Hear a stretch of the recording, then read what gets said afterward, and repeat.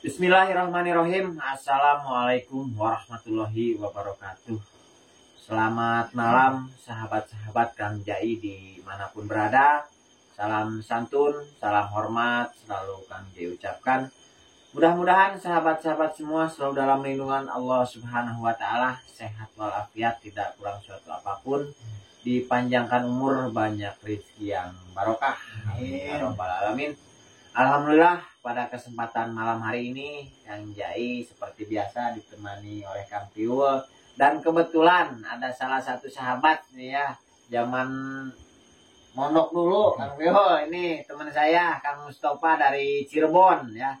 Kebetulan beliau sedang main ke daerah Jawa, kemudian ingin mampir ke gubuk saya, dan saya iseng-iseng ajak konten gitu ya, karena di tempat beliau di daerah Cirebon sana sedang banyak ada kasus heboh lah. Ada yang heboh lah, intinya seperti itu ya kan ya. Ramai banget ya. Ramai banget kan. Nah, itu kejadian kasus pembunuhan Vina Cirebon ya, mungkin seperti itu ya. Nah, di sini kebetulan Kang Mustafa ya tanya-tanya lah terkait hal yang ramai ini kepada Kang Piul. Kang Piul nyuruhnya kepada saya yang menanggapi, itu saya kan bingung gitu kan ya.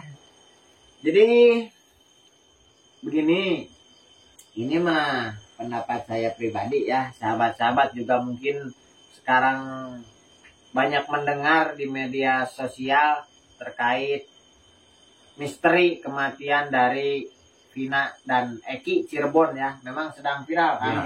Ya ramai diperbincangkan. Padahal kasus itu terjadi di tahun 2016 ya Kang Piul. Nah, udah lama. Ya saya juga tidak begitu mengikuti perkembangannya, namun setelah melihat beberapa video, kemudian ada tayang sebuah film 7 hari sebelum kematian Vina Cirebon kan. Ya itu bolehlah saya sedikit menanggapi ya Kang. Saya sih hanya orang kampung, tidak tahu menahu di situ ramenya begini sahabat. Jadi awal mulanya dari saudari Linda ya kalau nggak salah Kang Piul, yang tiba-tiba kesurupan, memberitahu kronologis kejadian kepada pihak keluarga. Karena kasus itu awalnya disimpulkan oleh Polsek bahwa kecelakaan tunggal ya. Jadi terdapat 2 orang meninggal di jembatan flyover dan disimpulkan itu kecelakaan tunggal. Tapi setelah kasus itu dilimpahkan ke Polresta Cirebon, itu menjadi kasus pembunuhan dan perkosaan kalau tidak salah ya. Nah, di sini saya menanggapi karena begitu hebohnya, begitu maraknya, terdapat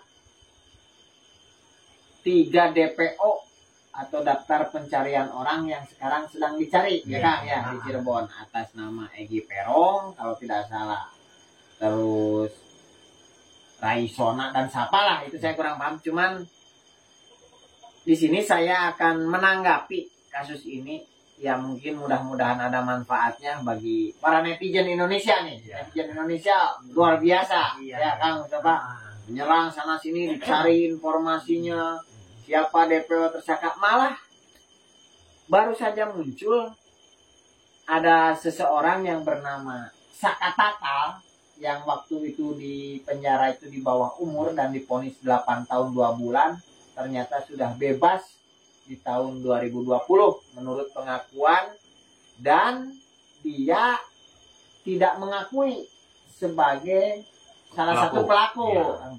Nah itu sahabat ya, lucu ya kasus ini, berbelit-belit, sangat rumit sekali.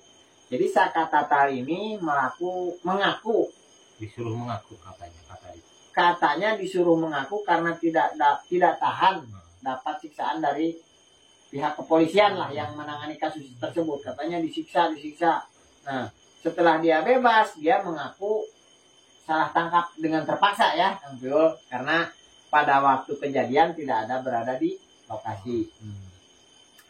Kemudian kasus ini menyeruak viral itu dikarenakan sebuah kejadian kesurupan yang mengaku bahwa itu jin korinnya Vina. Iya. Ya, jin korin Vina menceritakan bahwa Vina itu diruda paksa, kemudian dipukul, diseret, kepalanya dibenturkan. Kalau saya mendengar dari percakapan atau rekaman video jin korin tersebut menjelaskan begitu detail, begitu rinci, dengan alasan jin korin tersebut adalah jin korin almarhumah Vina. Nah, kita akan tanggapi dari sisi itu, Kang Piwul. Saya pribadi, Kang Jai, mungkin karena keterbatasan pengalaman, juga keterbatasan ilmu ya di sini, para sahabat yang mengikuti kasus ini, justru titik balik atau tanggapan saya di kasus Vina Cirebon itu ada beberapa orang yang ada kejanggalan-kejanggalan, Kang, menurut saya pribadi. Satu, dari sosok Linda yang kesurupan, saya janggal. Ini ke firasat saya. Ya, Kang Bill. Kedua, Sakatata yang mengaku salah tangkap. Nah, ketiga, masalah 3 orang DPO yang dicari tapi tidak ada gambarnya, kan, dari pihak kepolisian. Nah, jadi kalau menurut saya ini kan rame, ada istilah mencari atas nama Peggy Peron, kemudian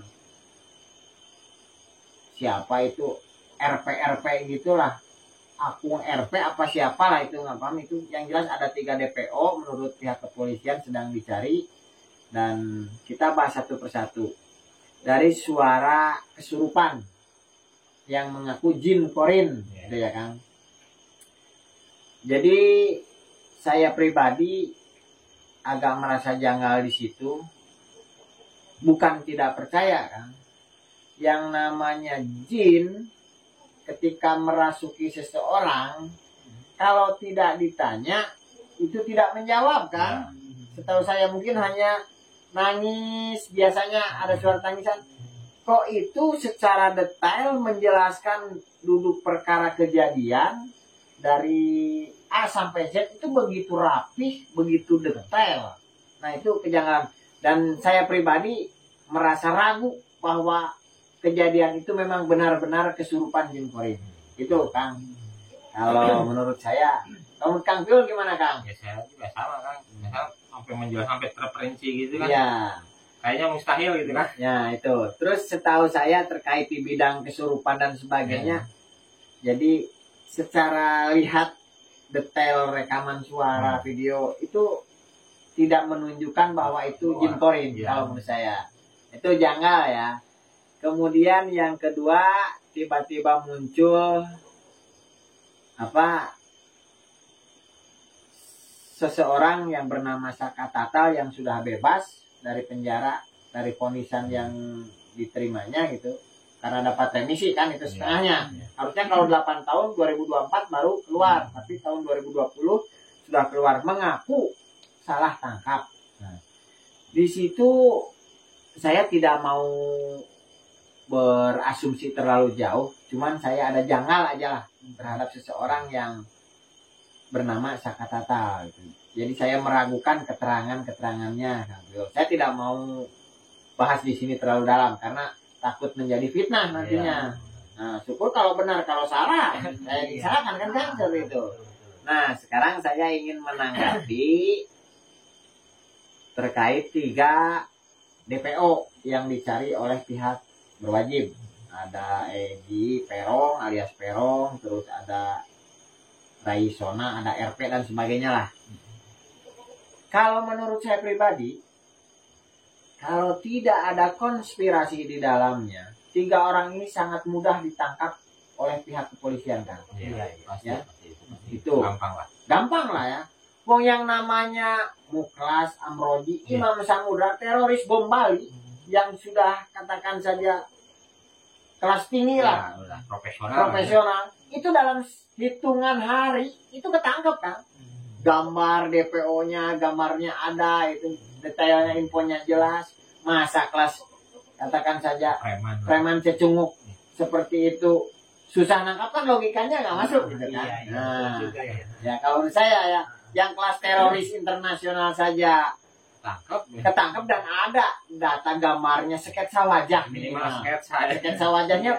Polri atau polisi bisa menggambarkan. Kenapa ini kelasnya geng motor lah kan, kelas geng motor anak kecil ya, itu masa tidak ada sketsa, kemudian tidak tertangkap selama 8 tahun, tanda tanya besar kalau menurut saya mah, gitu kan. Kalau tidak ada kepentingan atau konspirasi di dalamnya, kita mah ini hanya dugaan ya, bukan statement kita menuduh, tidak. Ini hanya dugaan atau logika kita berpikir secara ya logikanya kami seperti itu ya Kang Bill. Logis lah. Dan di sini kalau secara ditanya pendapat saya pribadi, pertanyaan besar lah Kang, saya kembalikan. Sebetulnya ada enggak ini 3 orang DPO yang dimaksud? Itu mah tinggal dikembalikan kepada sutradara nih, salah satu orang. Sekarang saya mohon kepada netizen jangan terbawa oleh asus isu-isu di medsos Kang.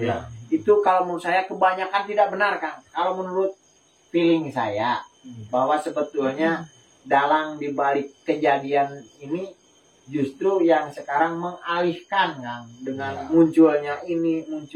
Kalau menurut saya itu sebuah pengalihan isu, pengalihan kasus.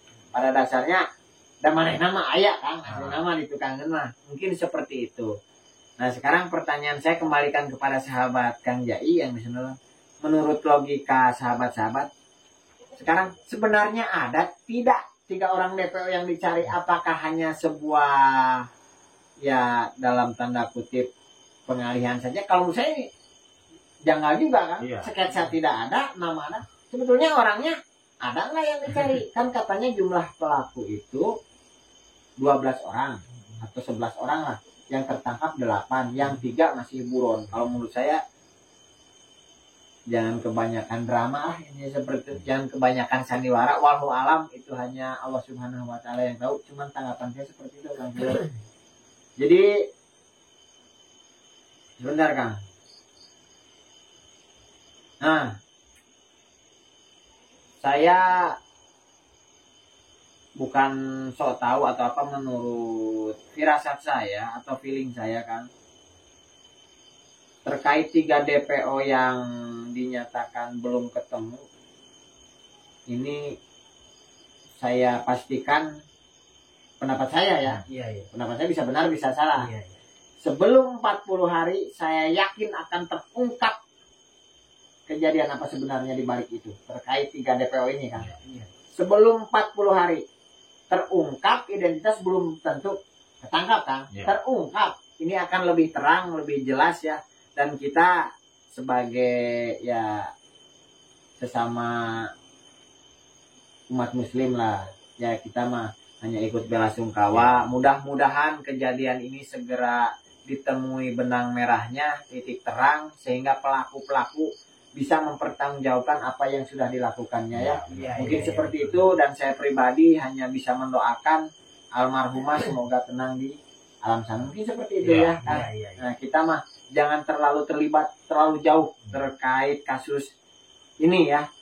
Syukur kalau benar dina salahna Kang, bisa jadi masalah. Kurang bertani ngebon ngebon ya, dina mah ka kebon, ka sawah, gitu ya Kang. Mungkin seperti itu sahabat-sahabat. Terkait sahabat-sahabat memiliki pendapat lain, silahkan tulis di kolom komentar di channel YouTube-nya Kang Jai.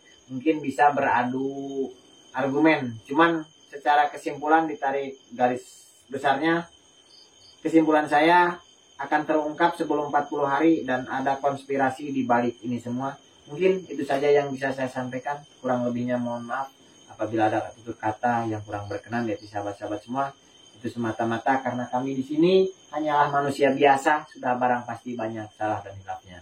Kebenaran hanya milik Allah Subhanahu wa taala. Wabillahi taufiq wal hidayah. Assalamualaikum warahmatullahi wabarakatuh.